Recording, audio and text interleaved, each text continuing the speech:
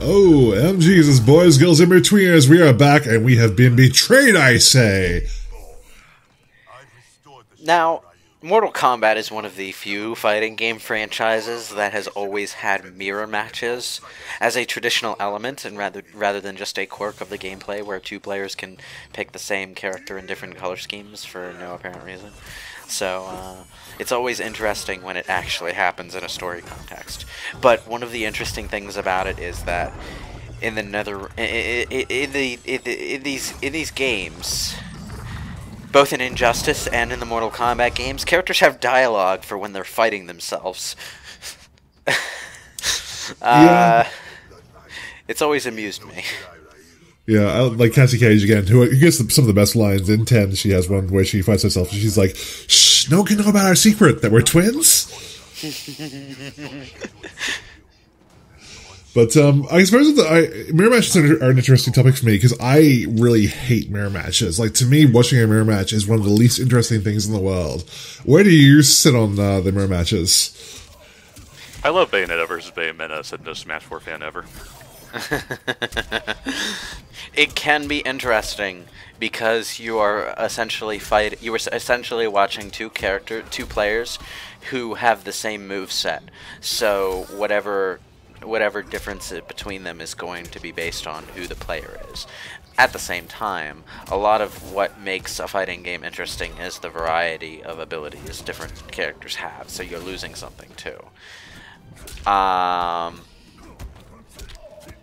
The thing about mirror matches in Mortal Kombat, though, is that they were in the older games. They were part of the arcade ladder. There was always a stage in arcade mode where you would fight the character you were playing as. So, at some point, you had to get better with your character than the computer was, which I thought was an interesting challenge.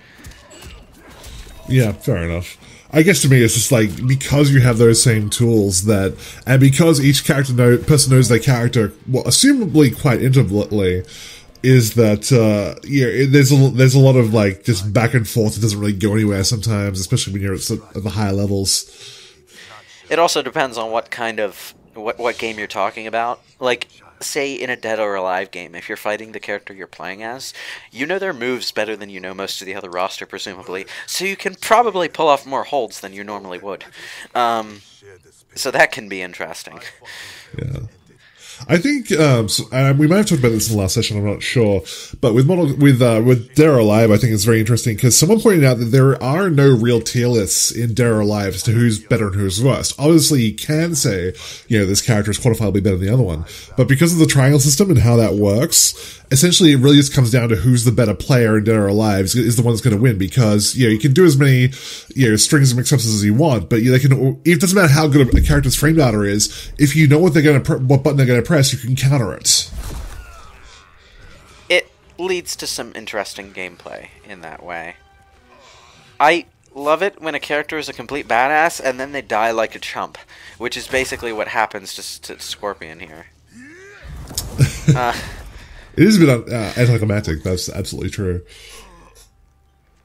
Oh no, I have the poison. I am defeated. I mean, you were so busy fighting yourself, you forgot about the bug monster. Yeah, and again, it's like one of those sort of scenes of really good animation that instead of they could have just stabbed him and that would have been fine, but you actually have her with a little claws feeling him out, trying to find where his organs are as she pokes them. I thought it was a really nice touch. Devora is frickin' creepy. But he's a bug lady, so. I mean, they really managed to make a good character when they introduced Devora, which is something that, deserves mention in Mortal Kombat specifically because, particularly in the dark ages of Mortal Kombat 4 and onward, they weren't exactly hitting it out of the park with their new character introductions.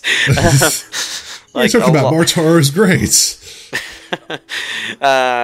So yeah, one of the things that I definitely like about this current run of NetherRealm games is that they've been doing a really good job of adding new characters to the mix. Devora is good. Kronika is an excellent villain, and they did a good job with the next generation characters, the children of the existing characters. You know, there's something to be said for the design pizzazz that got lost with Mortal Kombat 10's deep dive into gritty, serious aesthetic. But, you know, apart from that, they've been doing a good job at introducing interesting characters who bring something good to the table, both stylistically and narratively. And can I point out, sorry, just to go off on a different tangent, in the Fire Gardens, there's been something that's been bugging me since I first saw it. There is a bridge in the background of the Fire Gardens which is impossible to climb. It is not wheelchair accessible. I do not approve of it. Huh? You know, look at the background. You'll see it. You'll see it at some point. There's a bridge which is basically a U shape, which would be just be impossible to walk up. It goes up vertically. It's like, who designed this bridge? God damn it! Okay. These are the things that I notice when I'm playing fighting games. But again, Yeah, what's going on in the background? I like how Yeah. most of past Scorpion's gameplay is just him fighting people who don't believe him when he says he's here to help. I mean, yeah.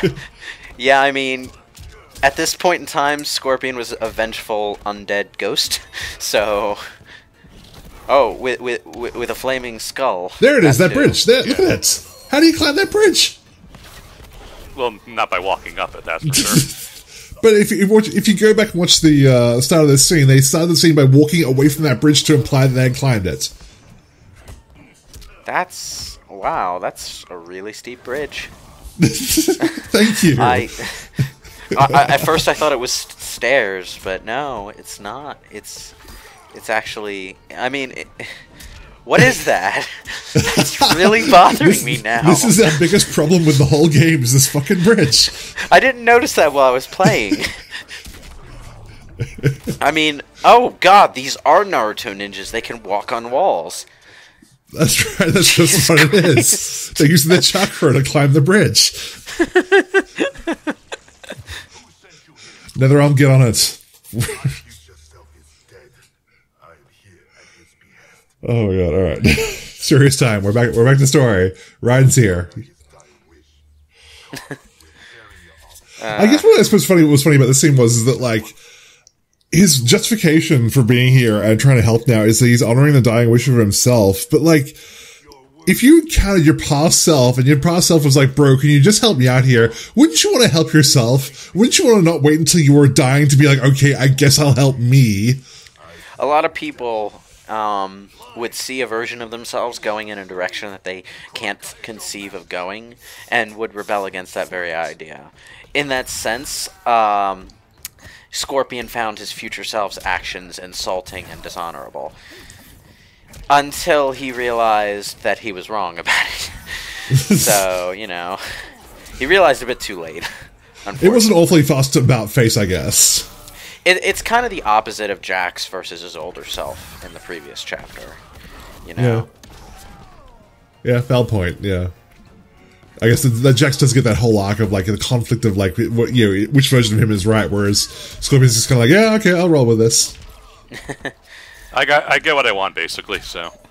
Yeah, got the Fire Gardens rebuild, got the Shiryu, they're back. I'm good. I can live with this. There's an interesting thing done with that kind of dynamic, though, in the Johnny Cage arcade ending, actually, where after you beat Kronika, you take control of the Hourglass, like pretty much every character does in arcade mode, and Johnny Cage gets the Hourglass to show him how his future self killed Shinnok and became a hero and all that. And he basically tries to do the same thing, but because he didn't live the same life, he never gained the humility his other self did, and he basically screws the whole thing up, and his daughter hates him for it. So he goes back and resets time to go exactly the way it did before he fiddled with the Hourglass, except that Sonya doesn't die.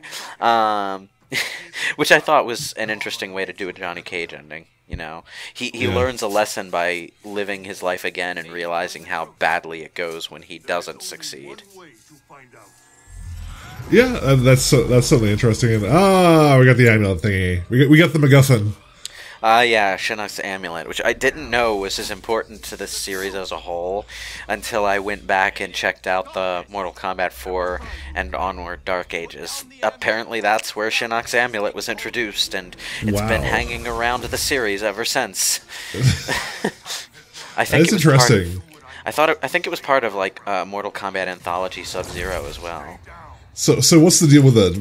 Enlighten us, elucidate us about this. I don't know. It's just been a story element for a long damn time. Shit. So for like 20 years, they've just had this MacGuffin. This is like, yeah, it's really fucking cool. It just makes whoever's using it a god, basically. But it's like super evil. Yeah, and it corrupts you. Yeah, as well. There is that too. So okay, what's this? Yeah, that's the thing.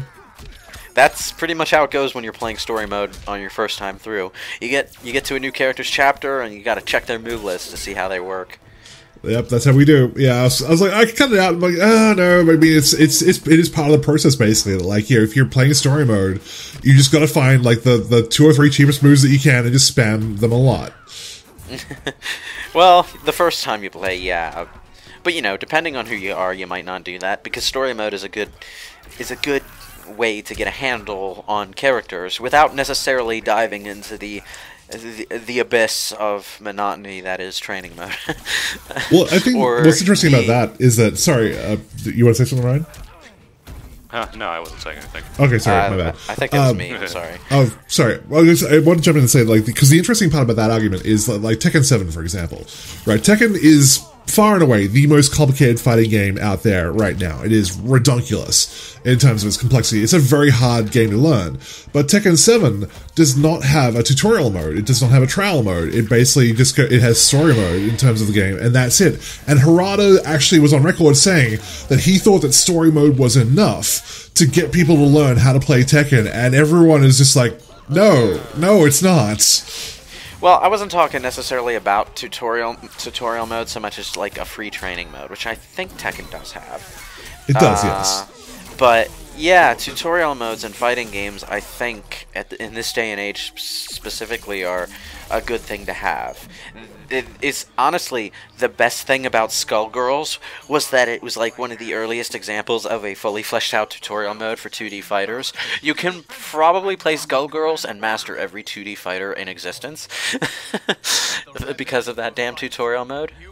But yeah. It's also like Dead or Alive has a really in-depth tutorial mode. I think the recent Mortal Kombats also have the same kind of thing going for them.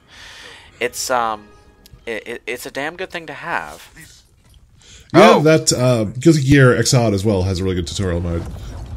It's time for the twist, where Raiden realizes that he's been manipulated into fighting Liu Kang in like every goddamn timeline. There has, and also there's some really nice callbacks to earlier Mortal Kombat stages in this little flashbacky bit as well. Which is interesting again because they clearly went to the trouble of building models for these stages, so they may or may not appear later on. Yeah, but they've got 2 or 3 extend versions to go through, so we might see them then. Who knows? Yeah, because you do see, like, here's the Mortal Kombat 9 stage, for example. Ah. I don't know about this one, but yeah. So I mean, which is always a tricky thing because, like, there's always characters in story mode which you don't get to see in the game, even though they went to the trouble of modeling them. So it's not a clear indication of whether we're going to get them or not. But it's there. Yeah, we get this montage of Raiden and Liu Kang fighting, which is very well choreographed, I should say. Yeah. Oh, it is, yeah. And again, the sound effects are fucking great. Like, the sound effects of them hitting each other are just really so, like, meaty and satisfying. It's great. It's almost Matrix-like, really. There's a definite repetition to what's happening on screen, too. So if you're paying attention, it's like the fight has gone the same way in a lot of different timelines. Right down to the way they hit each other and the way they recover from hits. Sorry, I saw that bridge again. It just made me angry. I think I think the funniest thing about the scene though is that when Raiden mentions Kronika about it, Kronika's like, "We've had this conversation before too. Yeah, You figured it out before. It didn't change anything then. It's not going to change anything now." Yep. Speaking of the Matrix, yeah, that happened there as well. Yeah. Yeah. Scorpion's on the ground like, "Stop hurting me. I had enough." Oh, apparently Raiden can do that thing that Cole McGrath can do, where he uses electricity to heal people. Because I guess. Yeah. Avatar waterbending. Yeah. Water healing. Water bending makes sense, at least, because water is a component of the human body, and so you're basically just using water bending to promote body healing. It's like benevolent blood bending, but the electricity, I don't get it. How does that work? I don't know. You got electricity in your brain. It's part of the body too. I'm pretty sure overloading the body with electricity would just overload the nervous system and make you go into a seizure. So, But Raiden's like, "I thought spasms helped you mortal people. What's wrong?" I do not know, but be assured, So yes, Kronika shows up. This was all part of my plan. You did this before too. God damn it. The moment he says that Kronika won't control them anymore, Kronika shows up, freezes time, and just teleports Liu Kang away. Of all the godly bad guys that I've encountered in a video game, Kronika's the one who does the most godly things. Like, she just shows up and, disappears someone who might be a threat to her, and smiles about it and disappears herself. Freezes time and takes the MacGuffin out of the good guy's hands because she's a god. She can do that. It's, it really does make Kronika feel like a threat, and it certainly helps that at the end, she does succeed in basically erasing the entire timeline, and the only reason you can fight her after that is because Liu Kang has ascended to godhood and gone back to the dawn of time with her. But even though you succeed in killing Kronika, time remains reset. So Kronika basically did what she set out to do. You just get to be in control of how the timeline gets reset. So she almost won, I think. Yeah. I guess what's interesting about this as well is that, although I haven't played all Mortal Kombat games, the Elder Gods have always felt woefully ineffective in any Mortal Kombat game. Like, they're always, like, talked up as being, like, these big entities that control the destiny of the universe and whatnot. But in the end, they seem to always do very little or be incapable of doing anything, whereas Kronika's finally actually getting shit done. Yeah, very much so. It's interesting, as a villain. She's got some interesting stuff going on, and she does some really cool things with it. So, in that aspect, I actually quite like the story and how it shakes out. What it means in the larger context of Mortal Kombat is I'm a little iffier about. But, yeah. Fair enough.